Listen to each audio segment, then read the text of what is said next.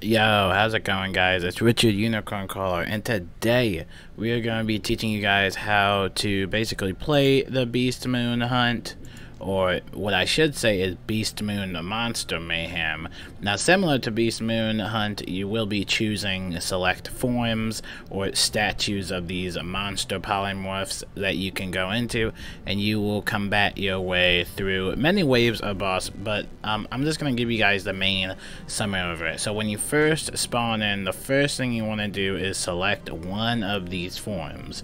Now you'll notice that some of these forms may be locked out for you. That's because you have to unlock them with the gold idols, which I will explain in a later video. But for now, all you need to know is that you have to select at least one of the statues. If one of the statues doesn't have like the little aura effect like this one, that just means that it's already in the field, or that you already have it basically. So just make sure you're choosing a statue, and then before that you want to talk to this guy named Action. Now you'll get these gold coins throughout your battles of the Beastmoon events, but basically these coins are used to buy some extra treasure card slots that you can put in your deck. So, main thing you want to know, and this is a little confusing, but there's going to be two teleporters. One will be at the bottom, and then one will basically teleport you to the top. So the red one is basically at the bottom, and this bottom one would basically take you to the sun or eye. So this is basically the sun or eye teleporter right here. And then if you wanted to go to the top, you could always go up here as well. And then this would take you near moon and star. So basically red is the bottom. Like I said, red is the bottom, and then blue is the top. So interesting enough, if you're trying to help somebody out really quick, it's really nice. And it's also nice to come back to the base periodically after battles, because it will have pips floating around and some health whiffs. So make sure you're getting that. So let's go on to what do you actually do. Like Richard Unicorn Caller, what do you actually do in this game? Well, I will tell you that you're gonna have 3 waves of enemies, right? So you're gonna have like maybe one enemy here by moon, maybe you'll have one by star, and maybe you'll have someone else or another wave of enemies basically on different platforms of the spiral map. You want to look at the map basically, so you want to look in the right hand corner of your computer screen. Make sure you're checking out that map, because that is basically the control points that you would need to control. So basically it's 3 enemies. You would defeat those 3 enemies, or 3 set of enemies is what I should say, and then after that you will have the spiral door open. Now the spiral boss fight is basically where you're gonna progress or you're gonna fail.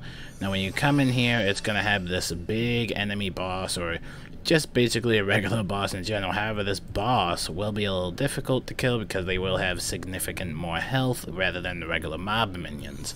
And so if you're on, let's say, stage 1, he'll basically have 1 minion with him, and then it will just be him as the boss. And then if you are lucky enough to get to stage 2, then there will be 3, or basically 2 mob fights, and then there will be 1 boss. Now, if you are super skilled at this game and you have a lot of teamwork, and you manage to get to stage 3, you're gonna be fighting 3 mobs and 1 boss, and that's all in the spiral, right? So you really want to make sure you're using a lot of teamwork, and that's kind of like how this thing is. That's kind of like how this event is made. It's really made off of teamwork, basically. You really want to make sure that you're really talking to your teammates, making sure you guys are comboing their spells with each other, especially for blades and traps and stuff like that. You know, make sure you're just helping each other out. Now, I do have to recommend some tips. Again, I don't want to make this video too long. This is just knowing the fundamentals of it. But some tips I can offer are these little chastels. You'll see these little, like, chasel, trophy case, whatever it is, like cup. You'll see this cup. It will have a health orb, basically. Now, they're all spread out around the map, so make sure you collect those. There's also coin clams. Now, those coin clams are basically what I mentioned in the beginning, where it will be able to let you buy those extra cards for combat. There's also one other clam too, and this is called the time clam. So if you defeat like basically like 2 sets of minions, right? Like if you capture like Moon and Star, you'll see something that says time clam cometh. So that basically means that the time clam is on the field somewhere, and the time clam has a lot of places it can spawn. Actually, not really. It doesn't have a lot of places where it can spawn in, but one of the spawn points is actually right under this bridge over here. So that would be one spawn point. Another spawn point would actually be near this health opal. It would be right there. You might not see the text fully because it's not fully rendered, or, and this is a crazy part, you could also have a time clam spawn in the spiral itself. So if you don't see it on the outside, it will probably be on one of these sides as well. So definitely make sure you're paying attention.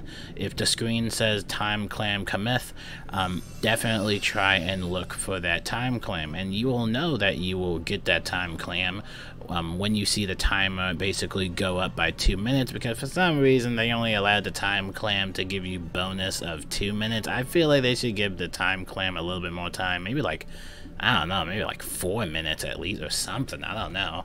It just feels like it's not enough time. And that's basically the main problem with this event that I have.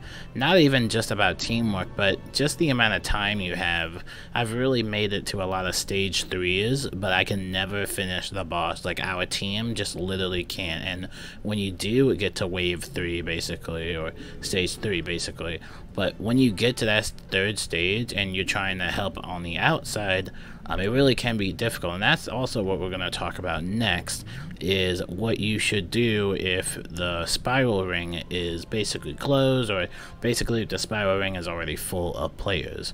So the first thing you want to do is look on your map. You'll see some enemies spawn in. However, these enemies will offer these floating cards. So you'll see one floating card that says like a blade, basically.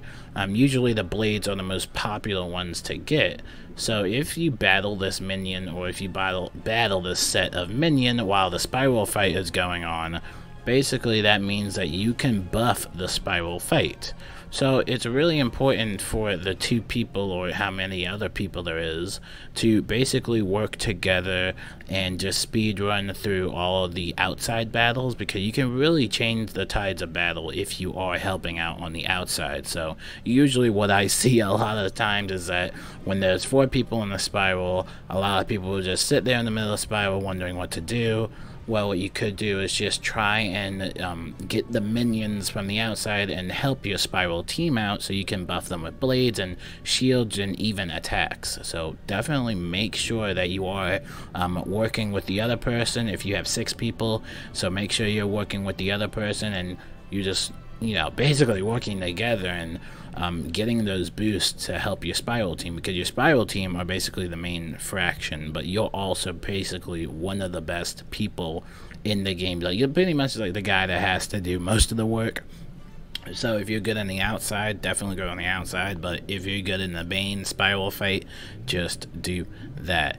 So as a main summary for this whole review, I know I went a little fast, but as a main summary for this review, make sure you're working together, obviously. Make sure you're collecting the coin clams, and especially the time clams are very special. Make sure you get the time clams, and most importantly, make sure you are helping out your spiral fight. Alright, make sure you are always helping them out whenever it is needed, and make sure you're always listening and communicating with each other. My name is Richard Unicorn Caller, and I will see you guys later, and I'll see you guys in the Beastmoon and the Beastmoon monster mayhem. Hopefully this guide helped you a little bit. If you do have any questions, really feel free to just leave a comment. I will answer them straight away.